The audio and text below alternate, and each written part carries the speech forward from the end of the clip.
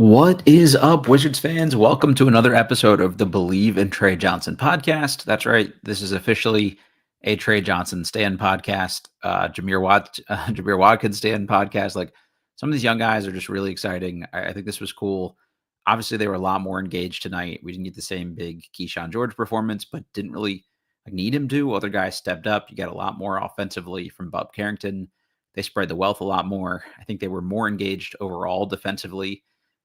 And you know what? I think there were some flashes here tonight. I'm a lot more excited coming into this podcast than after the last one. There were some negatives too. We'll talk about those as we go here a little bit. Like, we'll just start with the rookie again here.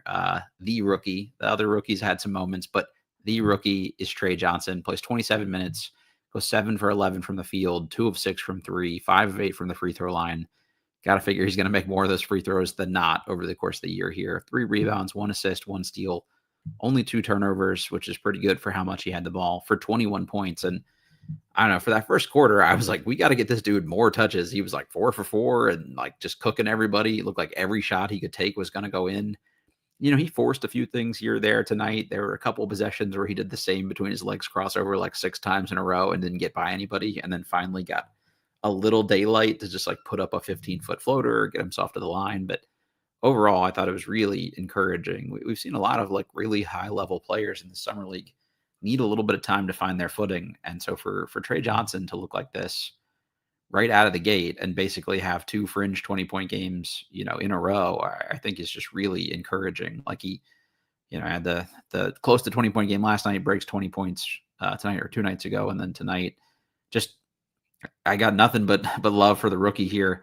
A few things defensively still need some work, let's say. I think he's a little less ready to go on that end of the floor overall, but it's not bad on that end necessarily either. Like they kind of have him funneling guys, I think, to Sarr for some help on a lot of this stuff.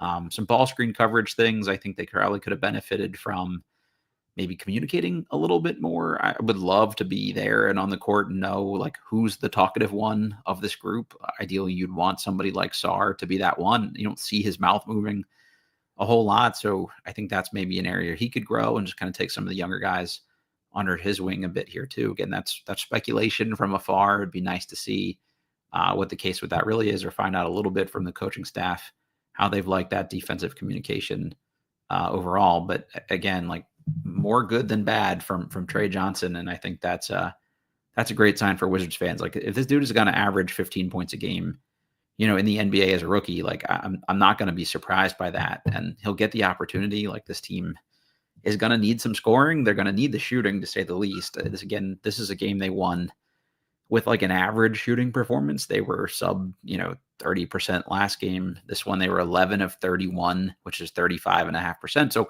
So better, but not overly impressive. So this isn't one where they won because they torched the Nets and they actually got outshot from the 3-point line. The Nets were 16 of 42. I think the 3-point defense overall could have been a little better tonight as well. But this is a good performance. Like again, you shot worse than the team you just played against, and I think probably had more turnovers. Yeah, 18 to 16. So if you can still win a game doing that, like that's a pretty darn good sign. And they barely out-rebounded the Nets, which I'll take any advantage they get on that end, because that's not the strong suit of this Wizards team. I think we would all say they had 52 rebounds. The Nets had 48. So any win there, I think, in that column is definitely a good one. Let's catch up on the chat here a little bit. Josue, very quiet, great offensive outputs from Will Riley and Tre Johnson. We're going to get to Riley here in a little bit. OBJ, people went overboard after that first game after watching these youngins for 82 games. I mean, look, they were better as a whole. I think the holes are still the holes, and the good things are still the good things. I'm not expecting them to be perfect players, but I think there are some very fair things to point out that they're going to have to improve on for this team to even be competitive. Like again, this is a large part of the Wizards rotation this year, playing in summer league, and it's going to be rough. Like I just wanted to put to bed any of the questions about, is this team suddenly too good? Because I don't think that's anything anybody should be worried about right now because of this one summer league performance. K.81, Trey all day. Yeah, hard to argue with that. Dreads for nothing. Everyone had moments, very fun watch. Yeah, I thought this was a well-rounded performance overall. David feel better after tonight. Yeah, I mean that was nice. They settled in. That was great. Host by Kyshawn didn't make shots today, but it was still awesome. I'm still impressed with him on defense. Even when he does get beat, he's got the length to get back. I think when you're a guy like Kyshawn and you have that basketball IQ he does, he just finds a way to be in good positions, and then he's got quick hands or something. Something enables him to get like a hand on a ball that you don't think he should, or maybe the defender doesn't think he should. He's like tipping and deflecting passes, and even if it doesn't lead to a turnover, I still think he's something that other teams have to account for it and sort of offset that length a little bit. So love that. I think that's great to see. Farzy bounce back game from Sarr and Bub. Yeah, I thought they both did a couple really nice things. So that was awesome. Andrew, this was a game the young guys would have lost confidence in as Brooklyn pulled away. In the second, we can see the growth. Yeah, I think, that was good that they locked in. I think that's something that Bub really helps them with. Like, you saw some competitiveness from him. He was getting up in guys defensively. That was really the story of it. When they made their little run and turned some things around on them, they did it by pressuring the ball a lot and getting some pick sixes and things like that. So I think that's huge. From Jacob, George still controls the pace well and defensively is so active no matter how he's shooting. Agreed. I do wonder about the shooting here a little bit because he's definitely kind of feast or famine. He has so many balls that hit every part of the rim and rattle out like a disproportionate amount of his shots compared to the normal player. He kind of slings it a little bit. I'm wondering if it's like a backspin thing or something, but it just it seems like he gets bad luck on some of those to not dropping in that you'd like to see that. So we'll see if that's something they can maybe refine here a little bit. He somehow is short so often in his threes. It's odd. Yeah, I agree with that too. A lot of short shots.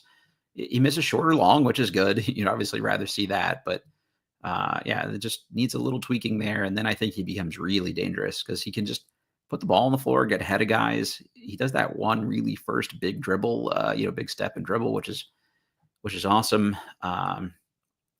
Let's see from George. Let's see how big a story. Yeah. Well, Sarr throwing shots away left and right. Yeah, I mean that was cool. I want to talk about Sarr and the defense. We'll get into that in a little bit. It never makes no sense. Some fun Will Riley flashes. Agreed. All right. Let's see. An 8.5 Stefan, Alex Camby. Yeah, he definitely did a little bit of his Marcus Camby impression tonight, which is actually not like a terrible comp for him. Except you hope long term he shoots it a lot better here. So let's have the Sarr convo a little bit. I'll just first give you the stats here for anybody listening to this, maybe who didn't watch the game. He was 7 of 15, so sub 50% from the field, which at some point I'd like to see my big make a few more 50% games. He was 0 for 2 from 3, but didn't force a lot of them. Obviously, only 0 for 2, so I can live with that. 2 of 4 from the free throw line. Like to see him improve there a little bit. The best part tonight, though, the 12 rebounds. I think they needed them. A couple of them were like really contested, especially down the stretch, which is awesome. He had 16 points, 2 assists, no steals, 8 blocked shots. That was huge. And they weren't just like all like superficial blocks too. Like they were meaningful stretches of the game here. Had a big one on Timmy late, which I want to get into the Timmy performance here a bit as well. He had 4 turnovers, which I didn't love to see. Got a little out over his skis at times, but again, more good than bad from Sarr. I think we're just going to have to like accept that maybe he's a little bit of just a slow starter because the first quarter that you just look around at the tweets and everyone's like, what is Alex Sarr doing right now? Does he want to be here? Like myself included the first game, a little less so tonight. But again, you saw the good and the bad of Alex Sarr. Like I thought he was really good just covering ground as a defender, the weak side blocks. He rotated well. I think people had to factor him into their drives because he was going to come hunt them down if they got by their own defender. Still not as good on ball defensively against bigs as you would like. He got a little lost in pick and roll coverage. Again, I don't know what the Wizards are telling those guys to do. So I don't really know who to put that on, but he just kind of got stuck in the middle a couple times. It seemed like Timmy beat him just straight up around the hoop a couple of times, and he got a little bit out-muscled, which, that's what Drew Timmy does. So I'm not totally discouraged by that. He's probably the best low post scorer in this summer league right now. So it's not the worst thing in the world, but Alex is probably better switching onto guards as an on-ball defender, I think, right now than he is sticking with his own assignment, and that's where he's going to probably have to improve.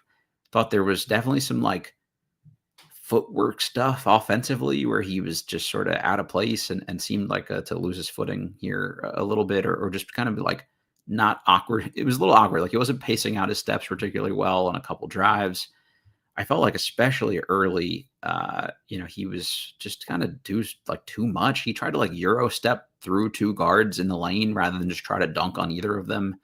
There were some fadeaways, a floater that he like almost airballed.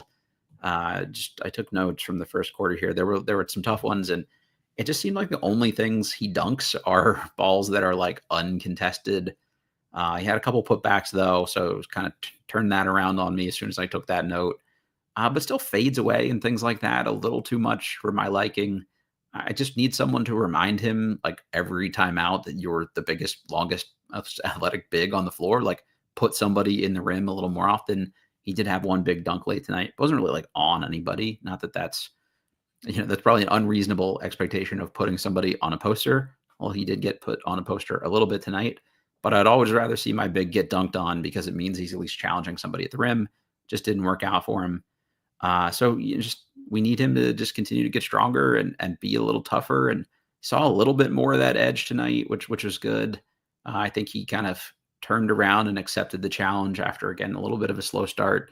Timmy got off to a hot start, so maybe somebody in the huddle was like, "Hey man, like you can't get punked all night."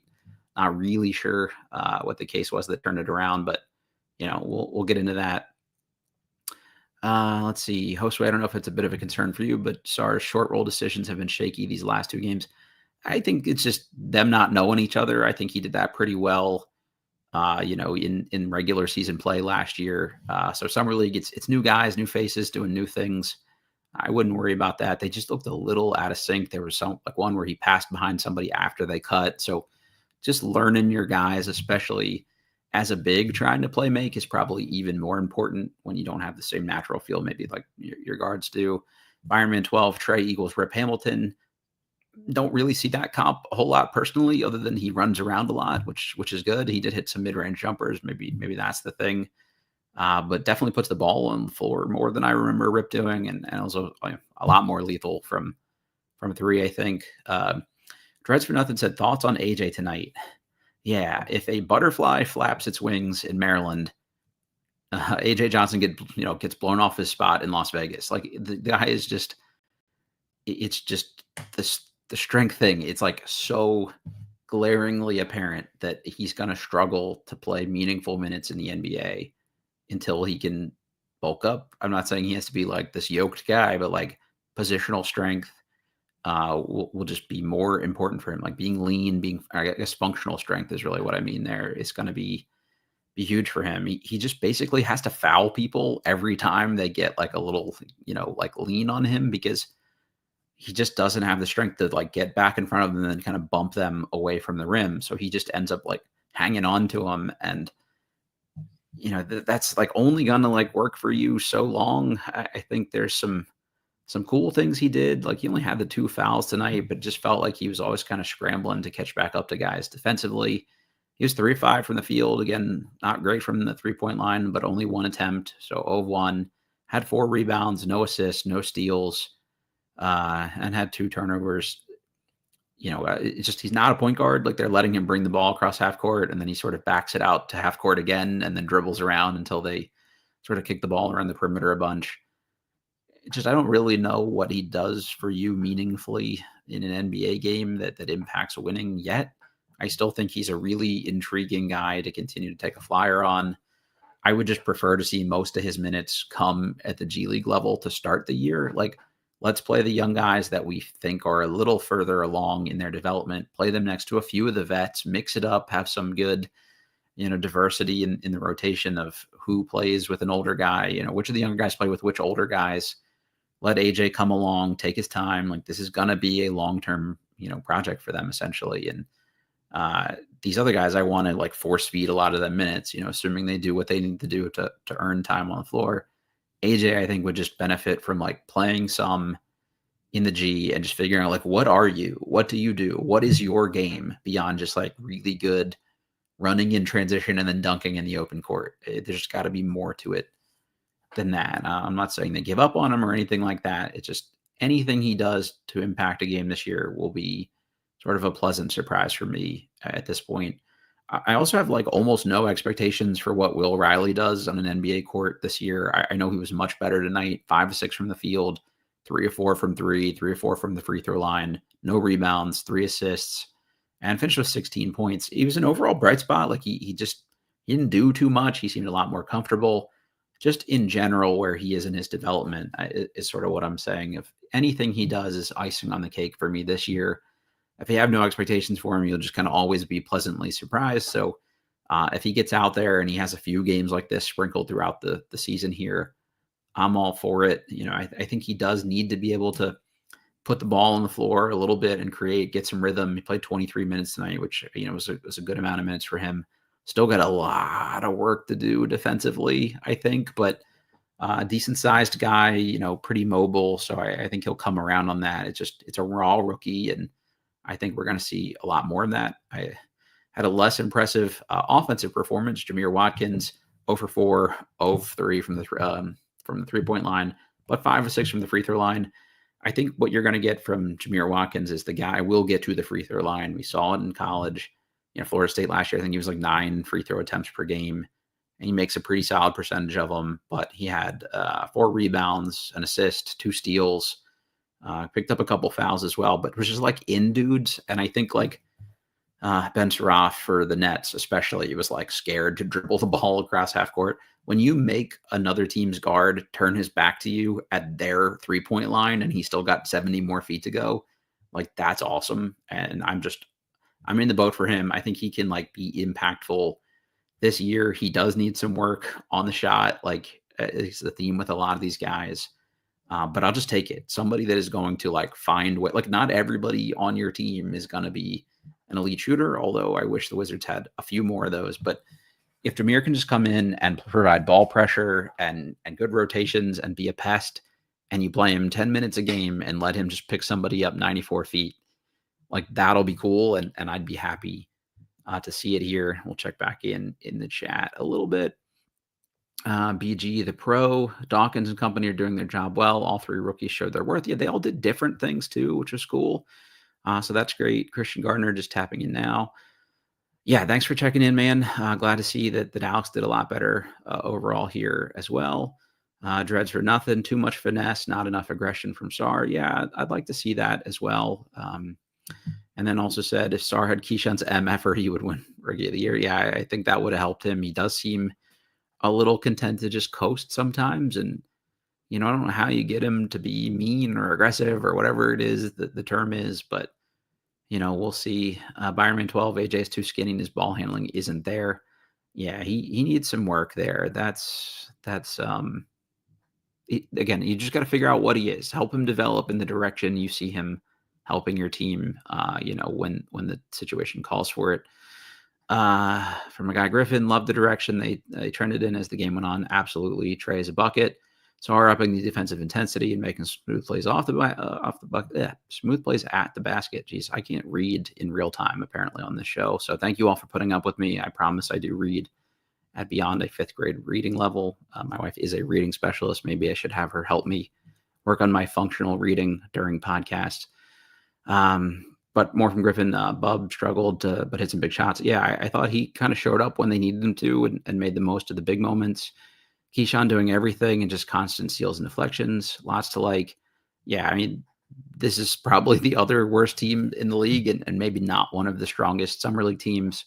But they got some dudes. Like Timmy is probably one of the better bigs in Summer League, in my opinion. And he puts a lot of pressure on your whole team. He has like a different sort of gravity. Guys draw into him, and he's a willing enough passer. So it was a good contest for them. They scrambled a little bit defensively to sort of make up and close out on some shooters. I thought they were better at that than they were in the first game. Like there were no wide open threes for a Kobe Bryant level shooter, which I think, that's a good thing to learn defensively. It's just, I'm still not sure what they're trying to do. Like I would love to be in the locker room and hear a little bit more about what they're trying to do defensively, what they're telling these guys to do. I think that's the hardest thing to judge at an NBA level. You can tell effort and things like that, but some teams are telling their guys like, "Hey, you can let this guy beat you off the dribble as long as you funnel him in X direction and or to this help, and then this guy should rotate this way." So it's just hard to ascribe, blame to certain people in certain situations without knowing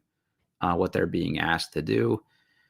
Dreads for nothing. AJ feels like a guy who skipped college. Yeah, I agree. I think he would have really, really helped.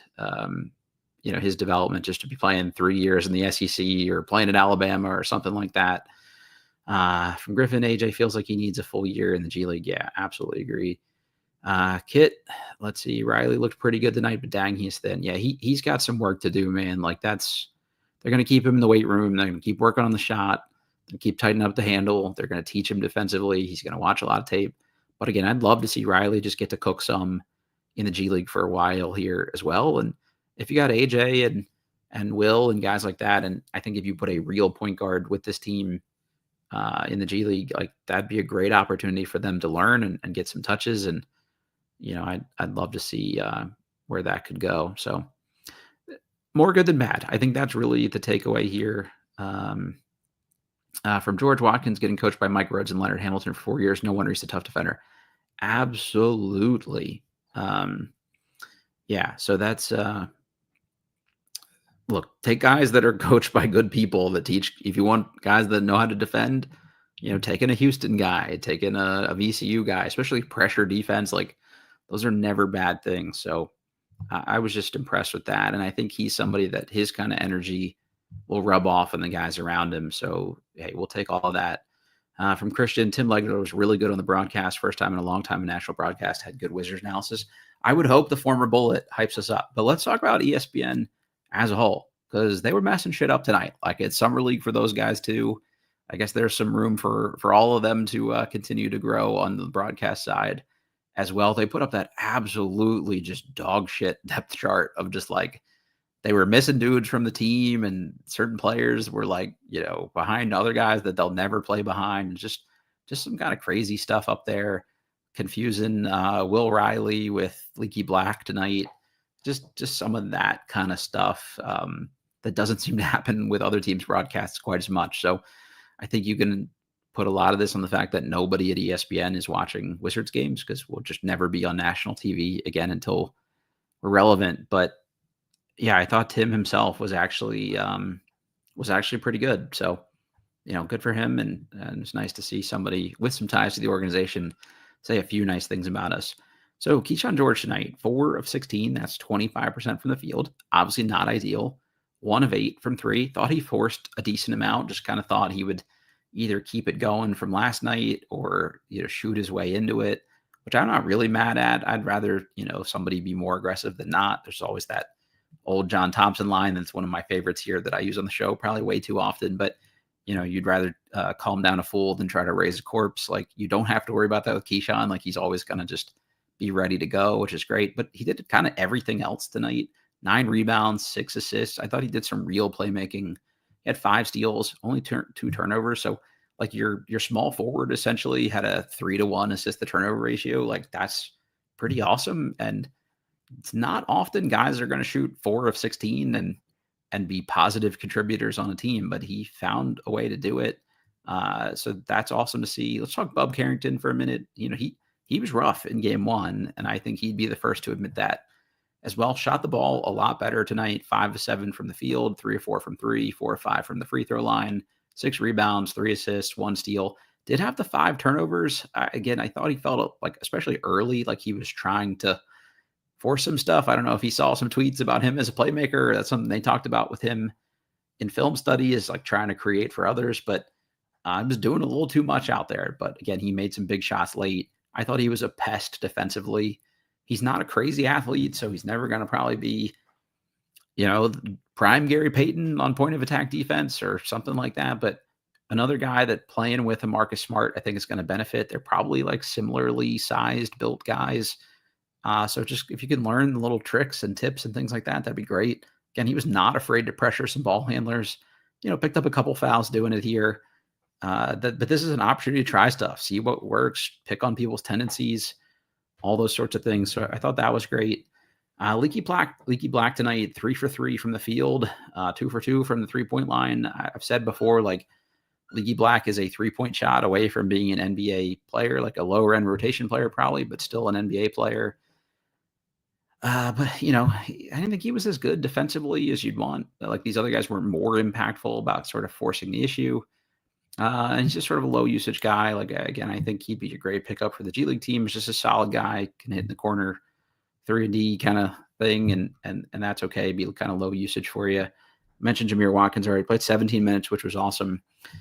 I don't want to be like overly negative about a guy that's like fighting for his like professional future here, but the 7 minutes of Liam Robbins tonight were probably my least favorite 7 minutes of the game. Unfortunately, he went 0 for 2 from the field. Despite being that big in 7 minutes, he had 0 rebounds. He did have an assist, which is cool. 2 turnovers in that amount of time, which is almost kind of hard to do when you're playing as little as you are as a center to get that many minutes. He just looks slow at this point. Again, we've talked about Robbins on the show. This was a guy that was a very impactful college defender, mostly as sort of a clog the lane, be very tall, block some shots, drop coverage big. Not going to be able to do that the same way in the NBA. He did have some injury stuff, so maybe he's still kind of coming back from that. But this is a dude that I think even if he was on the go-go this year, I probably wouldn't expect to play a ton of minutes. And honestly, I'd rather see more of just like Jonathan Pierre or AK Gack or just one of these guys that even probably a few more of those minutes going small ball with Dylan Jones would be more intriguing at this point. He's just not there. I feel bad. At some point, they probably like shut Sarr down, which means Robbins is going to play more minutes. But yeah, I'm just not expecting him to be a guy that is working his way onto a 2-way contract with the Wizards or anything like that. Can he play some meaningful, impactful minutes on the go-go or something? Yeah, like that's fine. I'd have no heartburn over it. But I just don't see him as like a long-term piece to be sort of intrigued about the future development for, unfortunately. So, hopefully that's another thing where he's just coming back and there's some rust there, and I wish him, all the best. But it just, wasn't the greatest performance for him. Let's see. From Rich Reloaded, Robbins was horrible. Yeah, not great. Josue, he couldn't catch the ball. Yeah, not great. Rich, never seen him get ripped so much on a DHO. Yeah, it's just it was tough, man. Like it's gonna happen where you got to get a few minutes for him because he's literally the biggest person on the team here. Obviously, same height as Sarr, but just a little beefier. You need somebody like that that can play a few minutes, but yeah, it's he's got room for improvement. Let's say that way. We'll go glass half full and say, hey, look, he's shaking the rust off, and hopefully he can be better the last couple games here. From Jacob, do you think they shut down Bub, Kyshawn, and Sarr for the rest of Summer League now? That's interesting. Maybe one of them sits out the third game and one of them sits out the fourth game, or like whatever the case may be, or they play light minutes. I just don't think this is like a deep enough roster that they can afford to totally shut down like 4 dudes. So I think, they're young dudes. I think they could use all the minutes they can get. So I expect they play a little bit more. I don't know that they're all out next game, but now that I've said that out loud, they'll probably just all get shut down for the remainder here. Never makes no sense. I just realized that Dylan Jones got 0 minutes. Yeah, that it's not particularly foreboding for him. It's not good foreshadowing for him. I think is what I meant to say. Like that was not a great first game performance, and now he doesn't play it all in the second game. I don't know if that confirms some stuff they saw in their very limited practices or what, but if they do shut some of these guys down, I'm interested to see a few of these dudes sprinkled in. I wouldn't mind giving Jones another shot since he is technically a rostered player, although I have my own opinion already on him. I'd love to be proven wrong. Kyshawn Gilbert is the guy I was probably most interested in seeing from this group. I thought he was just really positively impactful for Iowa State, kind of a menace, and played some tough defense and got up in people. He made enough shots. I think he's a guy I'd be really intrigued to see, converted to the G League team and get that little roster bonus from his Exhibit 10 contract and maybe stick around or maybe even earn a 2-way. But The fact that he's got 2 DMPs is not ideal. Zeke Mayo hasn't played at all. Jonathan Pierre hasn't played at all. Kadari Richmond hasn't played at all. AK Gak, as we mentioned, has not played at all. So, yeah, you get a few of those guys in. I don't know how competitive will ultimately be, but there's a couple dudes of that group that like to play defense, and I think that'll always give you a shot if you're gonna compete, on that end of the floor in summer league. So I don't know, not a whole lot else to add on this one. I thought overall like a more good than bad kind of night, which is what you want to see from summer league. It's summer league, so there's never a no bad kind of night. Like there's always a little bit of sloppiness, and it was kind of high turnover from a couple guys here, but if you'd told me, like, I think, in my opinion, Kyshawn is probably the best overall player on the summer league team, so that you would win a game with him going 4 of 16, that says a lot of guys did a lot of good things, and that's probably is like the whitest summer league team. So if we were going to beat somebody, it's probably this one. That they're not crazy athletic here overall, so we should have had an advantage in that department. I think we did, and that ball pressure helped with the win there. So we'll see if they keep it rolling. But I thought whatever they did with them between game 1 and game 2, obviously there were some posts about Brian Keefe getting with Kyshawn, Bub, and Sarr, after that last game, and kind of having a sidebar with them. And hopefully, I think they took that to heart. All 3 guys did more and were more aggressive. Just a few less shots dropped for Kyshawn, but overall still impacted the game. I think that's actually my favorite takeaway from this whole game is the dude who went 4 from 16, didn't let it shake him. He still found other ways to be positively impactful. I think in a real game, you'd hope he probably doesn't take 16 shots when it's clearly not his night, but you can let him do that in this setting. And he's not really like a force shots guy too much. He's obviously a willing passer. So again, the 6 assists there are great. I do still think this team would have benefited from one more like really creative guard. Actually, Trey Johnson made probably the best pass of the night. He kind of slung it cross court to the corner for Kyshawn, who missed, and then Sarr caught it and put back dunked it. I think that was one he got fouled on and got the end one. So overall, like this team still needs, like, they're all decent enough playmakers. I think they could use one, like, here is the playmaker. And, I think Bub is better offensively on ball for himself than I think he is at creating for other people right now. So that's still something I'd like to see them kind of fine tune here a little bit. And they do still probably need that piece long term of this is the, poke holes in the defense guy and sort of get everybody on rotation. So we'll see as they continue to build out this roster if that's something they agree with. But positional size is something they seem to value. This team looked a little small to me out there again tonight. Maybe it's just the lack of size in the front court, but Bub and Trey together is not the biggest backcourt. And when you put AJ out there, it's officially the skinniest backcourt, especially when the Johnson boys are out there together. It becomes really skinny really quickly. Kyshawn's not a huge dude. So they're going to have to beat people by running. Like, this is a team that I think should get out and transition as much as they can, especially in the regular season. You've got young legs. And you look at all these veteran guys, they do not want to play at breakneck pace in January, when it's cold as shit out against the Wizards. So that's what I'd lean into and just say, hey, if we get a ton of possessions and we put up a lot of threes and maybe we're much improved shooting, we can get some rebounds actually and limit your possessions. Maybe that's a way to be at least more competitive. Again, I don't care if they go 0 for 82 this year. I mean, I don't want that, but like, I really don't care about the wins losses as much as like, I don't want to see as many just like total blowouts.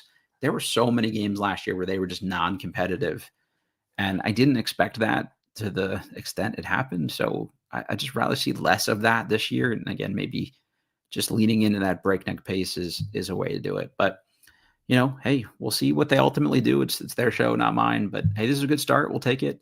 I don't know, any other comments from the chat here. We'll start to wrap this one up as we go. Man, it's been a long day. I'm like tongue tied from the start here, and doing this alone, not a great life choice. So we'll get somebody back on for the next one here to do some of the co-hosting duties. I'm just going to pull up the summer league schedule. I'm sure a lot of you listening to it know it off the top of your head. I just can't remember the time.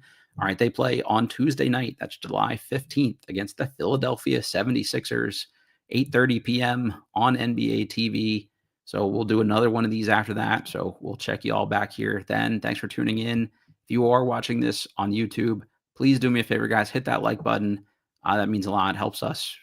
The show's been doing well this summer. It helps people find it out there, though. So thank you guys for doing that. That's a real team effort from Wizards community here. So I appreciate you guys. All right. Again, this is Believe in Tre Johnson podcast, and we will catch you all next time.